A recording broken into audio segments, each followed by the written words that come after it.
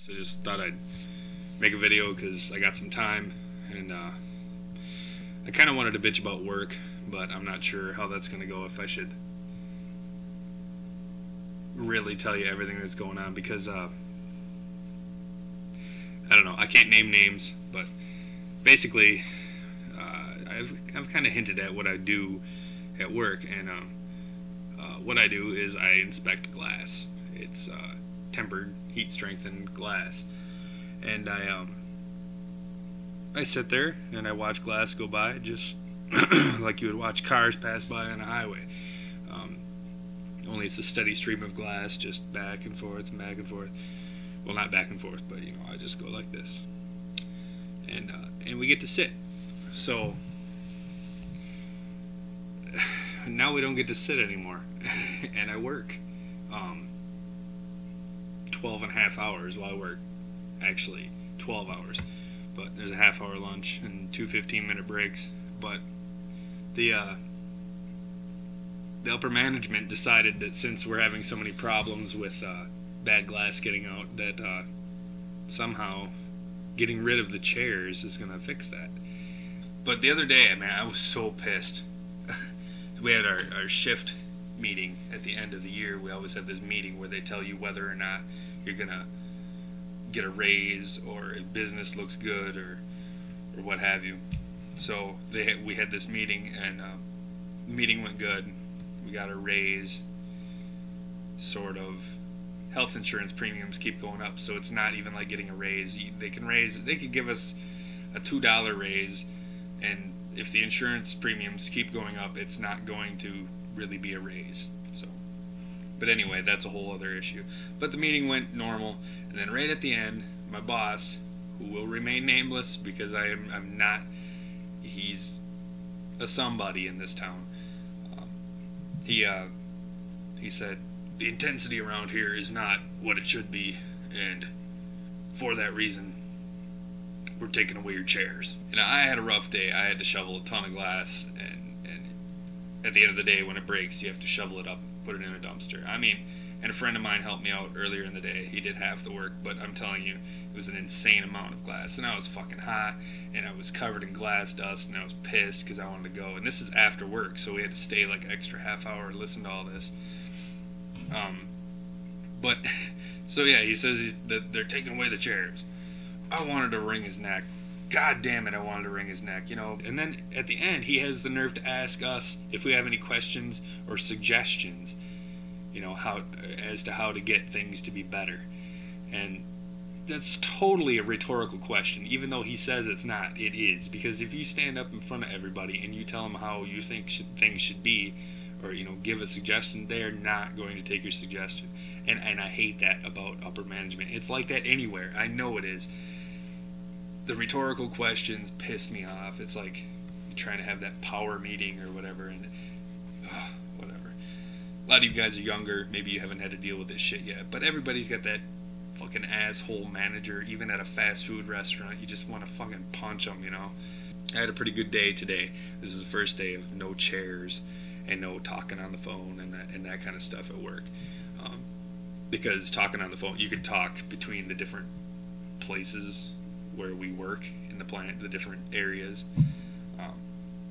But they don't want us to do that anymore, so whatever, we did. But anyway, what I'm trying to segue into here is that do something extraordinarily self-fulfilling and wonderful for yourself before you get locked down into a job that you can't get out of. I don't want any of you young guys on here that watch my videos to get roped into, you know, where you're just stuck. Not with your family and stuff like that. I mean, just like say you want to pursue a career in whatever field, but you can't get there right away. Yeah, you got to do the job that you got to do to get by, but don't ever lose sight of what your true goals are. Because, I mean, I'm 30 now, man. I can't do what I truly want to do, and that's the truth. As shitty as that sounds, like,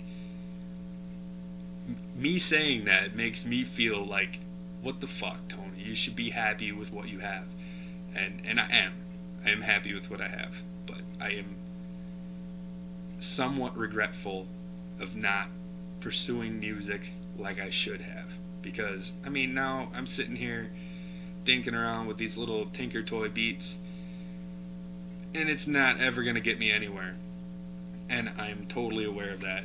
But it could have. If I would have applied myself like every fucking teacher told me to do in the beginning, I know I could have done something. And, you know, eventually. Maybe not like a huge superstar or anything like that. I don't want that. I actually don't want that. What I want is to be able to hear a true MC rhyme on my beat. I want to know if any of you actually know somebody who wants to rhyme on a good beat. Like that last beat I put out, I know that thing is sick. But I got John and I got Marty that commented on that. John and Marty, and that's fine, man. I love the fact that you guys keep watching my shit. And I don't want you to ever stop. But it's like, man, what do I gotta do? What kind of tags do I gotta throw in there to get that out there to the right guy? Like John Ollie checked out some of my shit early on, like when I did that hot potato video. That was cool.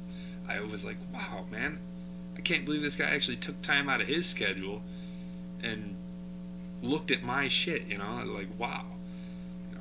But it didn't ever lead to anything. I even sent him a couple of PMs or whatever, and I asked him, like, what do I gotta do to get my shit out there? And I know he's busy, and he probably gets thousands of emails like that. So, I mean, it's no surprise he didn't get back to me. So I'm not bitching. It's just like, you know, I thought maybe, I don't know, maybe I should try sending him another one.